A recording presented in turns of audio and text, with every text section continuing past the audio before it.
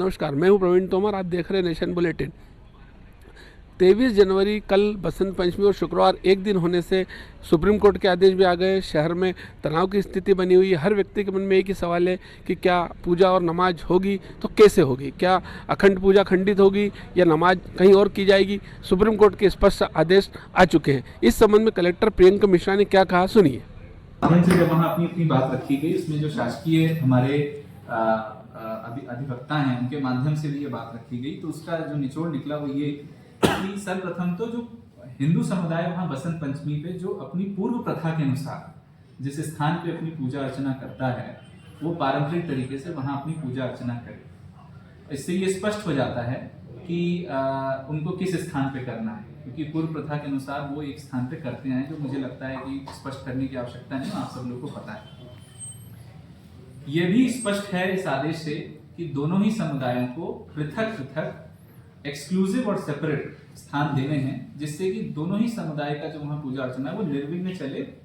जितना भी समय दोनों के पास होता है उसमें निर्विघ्न चले। इसलिए ये स्पष्ट है कि बसंत पंचमी की जो पूजा अर्चना होती है वो निर्विघ्न पूरे दिन तक चलेगी और कोई भी कानून व्यवस्था उससे निर्मित नहीं होनी चाहिए। जब मुस्लिम समुदाय को स्थान देने की बात पे जो माननीय उच्चतम न्यायालय ने जो निर्देश दिए हैं वो बड़े स्पष्ट हैं और वो ये कहते हैं कि ये स्थान जो है वो एक्सक्लूसिव होना चाहिए और सेपरेट होना चाहिए।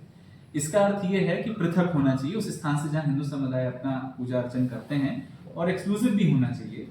ऐसे स्थान की तलाश में आज हम लोगों ने सबसे पहले हमने अपना खुद का सर्वे किया और आर्कियोलॉजिकल सर्वे ऑफ इंडिया के जो पुरातत्वविद हैं उनसे हमने प्रोटेक्टेड मॉन्यूमेंट की जो प्रोटेक्टेड परिसर की जो पूरा नक्शा है उसको हम लेकर के बैठे, और जब हमने उसमें अपना एनालिसिस कर लिया कि ऐसे कौन से स्थान हैं जहां हम नमाज के लिए वो कर सकते हैं, उसके बाद हमने कोर्ट के निर्देशों के तहत आज बैठक बुलाई।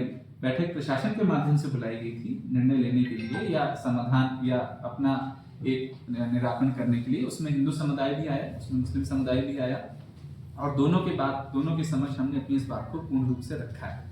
हिंदू समुदाय के माध्यम से जो पूर्व में उनके ज्ञापनों में जो उनकी मांग थी वह इसमें उनको इसमें और कुछ कहने के लिए नहीं था। वो संतुष्ट हैं जो भी निर्णय माननीय उच्चतम न्यायालय से आया और जो भी व्यवस्था वहां बनाई गई है। मुस्लिम समुदाय के समक्ष में ऐसे स्थान जो प्रोटेक्टेड मॉन्यूमेंट के जो प्रेमाइस है या जो उसका पूरा जो क्षेत्र है उसके विकल्प उनके समक्ष में रखे गए, उसके बारे में उन्होंने अपने विचार व्यक्त किए हैं, जो मुझे लगता है कि उन्होंने पृथक से आप लोगों के भी समक्ष रखे हैं। बट मैं ये स्पष्ट करना चाहूंगा कि उच्चतम न्यायालय का जो निर्देश है वो स्पष्ट है।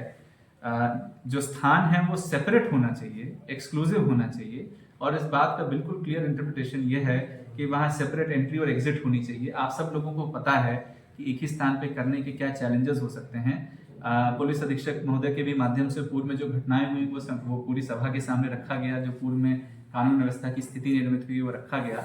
इसलिए हमने ये निर्णय लिया है कि ये स्थान बिल्कुल सेपरेट और एक्सक्लूसिव होना चाहिए। परिसर जो है प्रोटेक्टेड मॉन्यूमेंट का उसमें और भी जगह है।